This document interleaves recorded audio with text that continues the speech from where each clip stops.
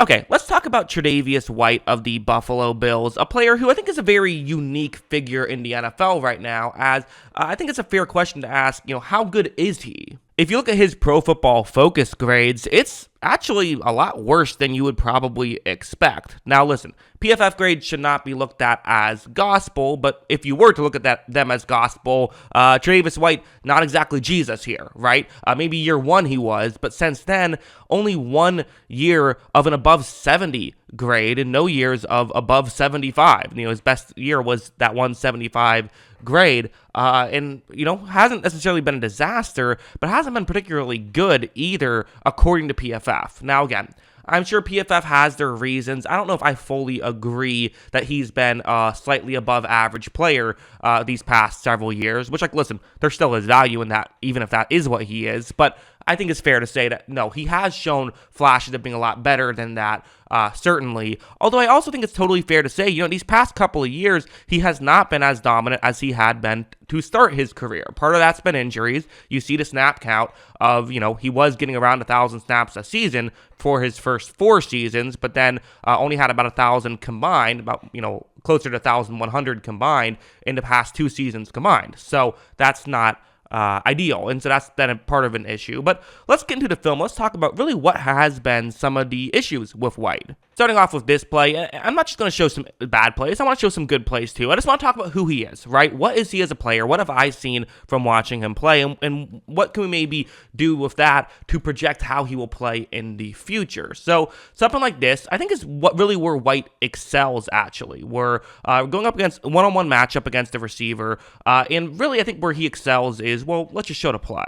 As you see when this play begins, you see how White is definitely giving some space right here. He's playing a little bit further off. That's what he's doing on this play. And since the route is actually going to stop right at the first down marker, right about where they currently are, this is a dangerous situation. He's going to run a couple yards further and then stop. And for White, it wouldn't be a terrible thing if he got beat here. I mean, that's kind of understandable, actually. However, watch him really stop on a dime, and he is able to have the ball skills to help make sure he knocks that ball away. When White is at his best, to me, it is him doing this kind of thing. It is him being able to cut in and move in and be able to make good defensive plays that way. Like something like this is another one where, again, it's going to be a one-on-one matchup. And, to be honest, I did think that for Buffalo, they maybe misplayed how they wanted to use Tre'Davious White last season. I think that, he gets injured. Okay, it happens. For the past 2 years when he's gotten banged up, it feels like when they finally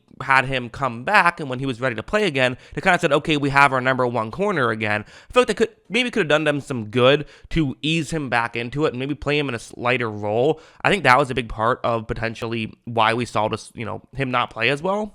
Anyway, right when this play begins, again, kind of a tough situation where White is trying to make sure he doesn't get beat towards the outside. That's where his hips are turned towards the bottom of the screen. With a receiver cutting over the middle, this is a peculiar position, right? It certainly is, and this is one you could see him losing on. However, watch him use his physicality to give up no separation and even gets a hand in there and make sure he doesn't give up the catch on that one. And that was against Tyreek Hill too, not an easy guy to defend. So when he wasn't having to worry about getting beat deep down the field, he was great. He looked like a fantastic corner. And to be honest, that's kind of the thing about Tre'Davious White, right? He's not the fastest of corners, but he is so good at the other stuff that he doesn't have to be the fastest corner, except sometimes you do.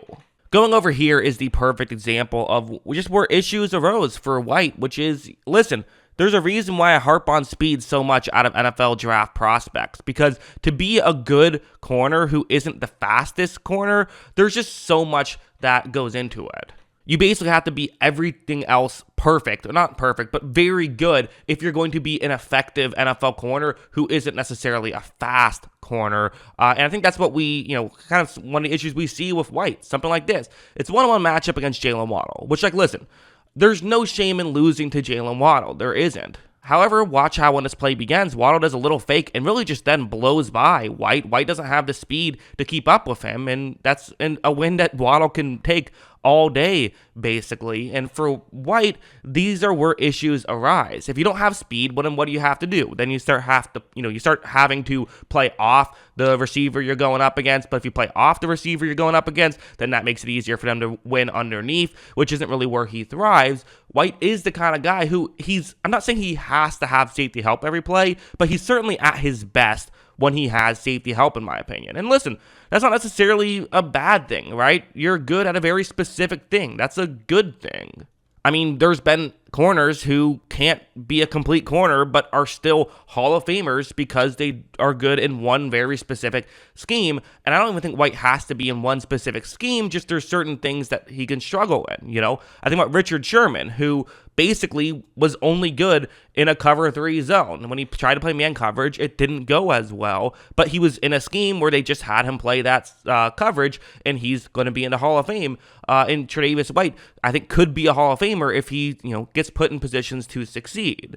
But again, something like this is to me, this is probably a better example, actually, because that last one you could say, okay, well, we kind of got fooled a little bit, with that fake move right at the beginning. Okay, getting fooled by a fake, it happens. But here you have him, again, going up one-on-one against Tyreek Hill. This is a tough matchup, and the reality is there's great corners in the NFL who can't cover Tyreek Hill one-on-one. We all remember Carlton Davis against Tyreek Hill giving up 200 yards in the first quarter, and that's a good corner, but Hill can do that to you. That being said, watch what happens. As you see, Hill just runs right by White and White gives up the touchdown right there. That's just not the situation you should be putting White into. That's just simple that, hey, when you have one of the best deep threat, fast receivers in football going up against a bit of a slower corner, yeah, they're going to win. I don't care if that corner does everything else perfectly. That's great that he has great ball skills, but you can't hit the ball away if you're 5 yards behind the receiver you're trying to cover. So what do we make of all this? Is White the guy who he was year one? I think so. I think he was a little bit rusty, but I actually thought he got better as the year went on. I am not going to sit here and say that White just isn't that good and was overrated. No, I think that there's specific situations that you should avoid with Tre'Davious White. And while on one hand, you could sit here and say, hey, a lot of these plays were against Miami, a lot of fast receivers. They don't have to play them 17 times, but they do have to play them twice. And because of that, you gotta, I think, when you play those games, just be smarter in how you use White, at the very least for those games. But I think in general, it's like, I think sometimes coaches almost having a star player can hurt you sometimes because you think, okay, I have a star defensive back. They're just a guy I put on the opposing team's number one receiver and we're good. But the issue is that sometimes it's a bad matchup. Sometimes that doesn't work out the way you want it to. And I think the best coaches, like a Bill Belichick, will still look at this and say, okay, that's great that I have a really good corner, but I'm still going to use you in positions to succeed. And I'm not just going to put you on whoever the opposing best receiver is. Now, Miami's a tough situation because you have, Jalen Waddle and Tyreek Hill. Most teams don't have that. But for the other teams,